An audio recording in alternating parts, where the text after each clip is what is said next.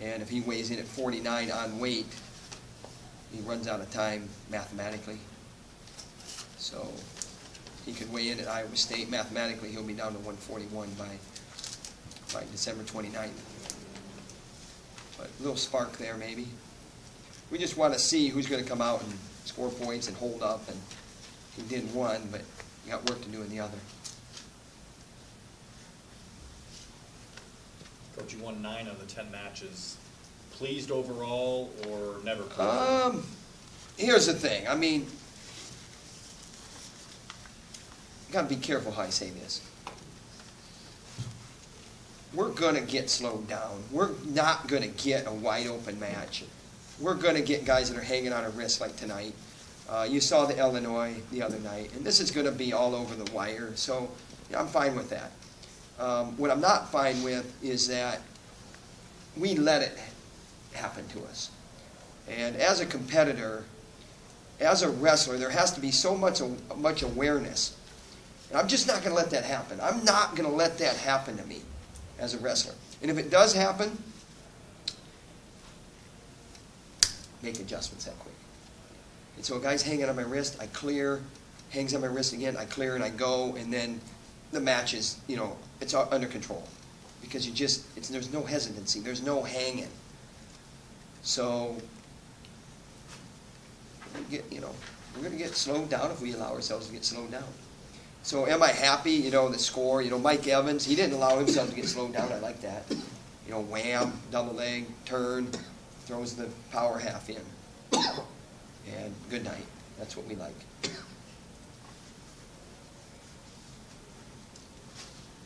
Tom, what was the difference between Gambrel in the third period versus the first two? What was the difference? Yeah. You are an astute wrestling fan and reporter. You know what the difference was. Are you asking me for insight into psychology? Or are you asking me, did he slow down? Your opinion. My opinion is the same as 6,000 fans out there and yours. And we have work to do. The difference is that Gambrel is embracing that work. He's been off the mat for a long, long time. I'm going to defend him. Be careful where you go with that question. Grant at 197, is that where we're going the rest of the year, Coach? That's up to Grant. And right now, that's what we're seeing. Is that where we're going to see him at the Midlands? Right now, that's what we're looking at. Is there a confidence thing with McDonough, or is he just... He looks a little slow, maybe, and again, it's guys slowing, hanging. I mean, he's in deep on a shot. The guy does a whip and a kick, and the guy was hustling there, and we lose it. And it's a little bit of positioning, but it's also letting guys hang around too long, and he does it to himself maybe a little bit. I think we got to open things up a little bit more on like we can cut guys. I think when we win that match 10-1, is that right? Where's that match at? Yes. So I think we can, you get to the end of the match and you can blow it open a little bit, but you got to be aware. And if guys are hanging on your legs or hanging on your wrists, it's going to be hard to really separate the gap.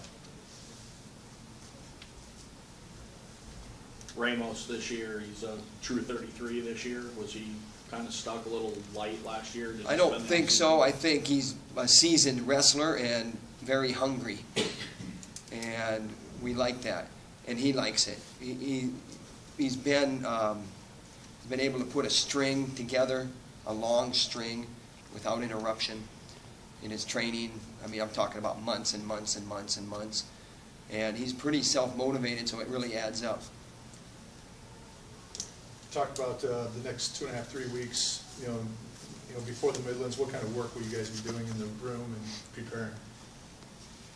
Well, we have a little bit of a break, and we have to address some issues. We will address them. We have finals next week. Got Midlands coming up the 29th, and we're going to find out a lot more where we're at in national terms, I think.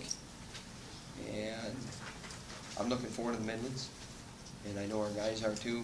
We had a huge letdown there last year, and we got it ironed out. But we don't want to have to deal with letdowns. We'd rather be bulletproof for approaching that. Then we got Oklahoma State coming to town after a duel at Indiana.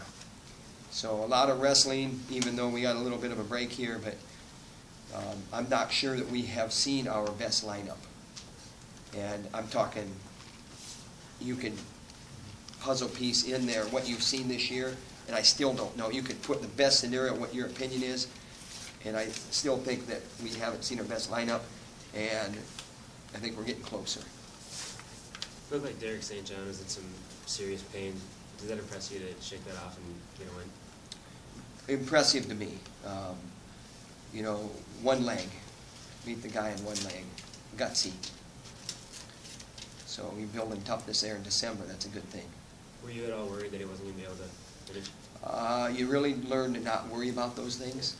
It's like you let the trainer make his evaluation. I asked the trainer what the deal was, and it was his call, and he said, yeah, he's riding the hell out of him. That's what our trainer said. And can he protect himself? He thought so, and he did that.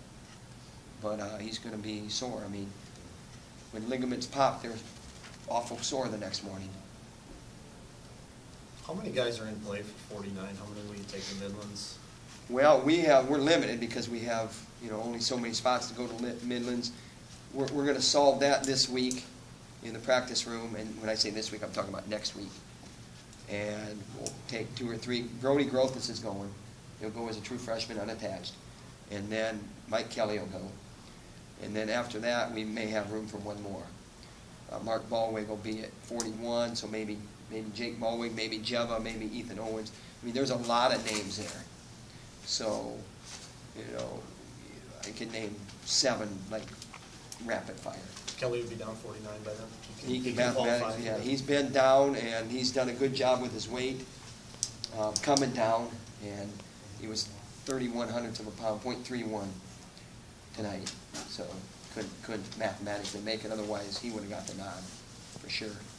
Looking good in the practice room. We still, I mean, when I say looking good, he's made the weight and he can hold up.